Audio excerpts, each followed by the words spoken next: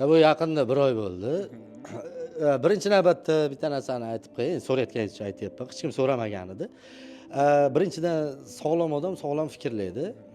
Bu sport o'zim uchun, farzandlarim, oilam uchun, işte farzandlarim katta bo'lganda men bilan faxrlanishni xohlayman. Masalan, dadam sigaret chekadi, aroq ichadi, ichadi, chekadi, unaqa gaplarni aytishini xohlamayman. Chunki bizni ota-onamiz ham unaqa bo'lmaganda.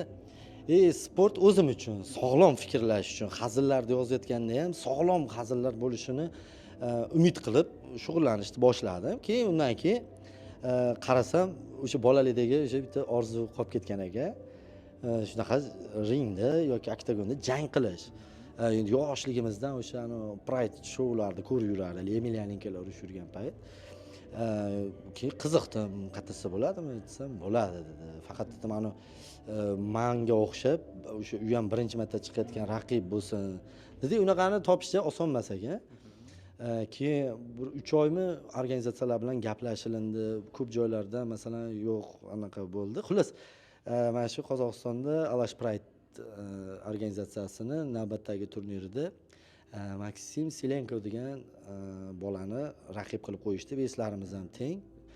U bola o'zi professional sportsmen. Shu bilan bir o'zimni sinab ko'rmoqchiman. Bunda hech kim hech narsani isbotlash uchun yoki mana va mikrofonni uni baqir-chaqir qilish niyatim yo'q. Hech kimga xalaqit bermasdan o'zim uchun, o'zimni mana 1 yildan oshdi Volniy barba bilan shug'ullanyapman. Shu bir chekkadan borib o'zim uchun, kalta yesam ham o'zim uchun, yutsam ham o'zim uchun. Men hech kimga hech narsani buni bir oxirigacha davom ettirish, mana har kuni jang qilish fikrim ham, niyatim ham yo'q.